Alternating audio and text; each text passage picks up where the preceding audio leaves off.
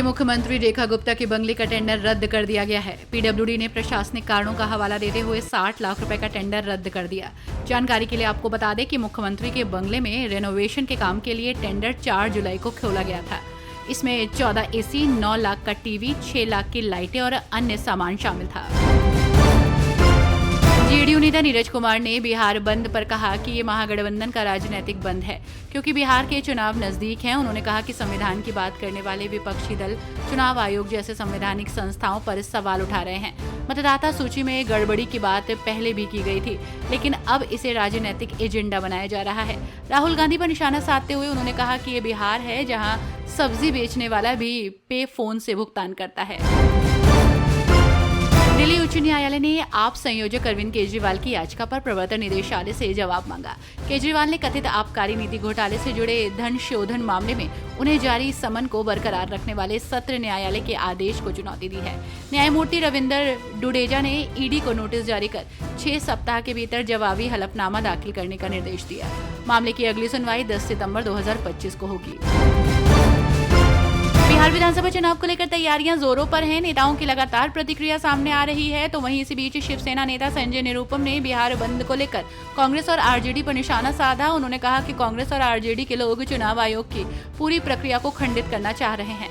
इससे स्थापित होता है कि उनको विश्वास हो गया है कि हिंदुस्तान के लोगों के वोट से वो चुनाव नहीं जीत सकते, इसलिए उनको बांग्लादेशी मुसलमानों का वोट चाहिए। राजस्थान के कन्हैयालाल की हत्या मामले पर आधारित उदयपुर फाइल्स विवादों में है। वहीं इसे लेकर नेताओं की लगातार प्रतिक्रिया सामने आ रही है। इस बीच सपा विधायक अबू आजमी ने इसको लेकर प्रतिक्रिया दी है। उन्होंने कहा कि ऐसी कोई फिल्म नहीं बननी चाहिए जिससे दो समुदाय में नफरत पैदा हो। साथ ही सपा विधायक अबू आजमी ने कहा, हमें नफरत खत्म करनी है। केंद्रीय गृह मंत्री अमित शाह ने अपने रिटायरमेंट की योजना का खुलासा किया है। उन्होंने बताया कि रिटायर होने के बाद वे अपना जीवन प्राकृतिक खेती को समर्पित करेंगे। अहमदाबाद में एक कार्यक्रम में बोलते हुए शाह ने कहा कि वेदों उपनिषदों का अध्ययन करेंगे और प्राकृतिक खेती के लिए काम करेंगे। उन्होंने प्राकृतिक खेती को वैज्ञानिक प्रयोग बताते हुए इसके फायदों पर जोर दिया। राहुल गांधी और तेजस्वी यादव के द्वारा इलेक्शन कमीशन पर आरोप लगाए जाने पर बीजेपी नेता शहजाद पूनावाला ने उन पर तंज कसते हुए कहा कि दोनों मिलकर आज चोरी का इल्जाम उन पर लगा रहे हैं, जो एक संवैधानिक संस्था को चलाते हैं। उन्होंने कहा कि इलेक्शन कमीशन सिर्फ ये बहाना है, उनका असली मकसद हार से खुद को, परिवार को बचाना है। छत्तीसगढ़ के मुख्यमंत्री विष्णुदेव साय ने सरगुजा जिले में स्थित तिब्बती सहकारी समिति परिसर में भगवान बुद्ध की प्रतिमा का अनावरण किया। दीप प्रज्वलन कर मुख्यमंत्री ने विधिवत रूप से प्रतिमा का उद्घाटन किया और इस अवसर पर मुख्यमंत्री ने परिसर का दौरा भी किया और वहां की व्यवस्थाओं को देखा।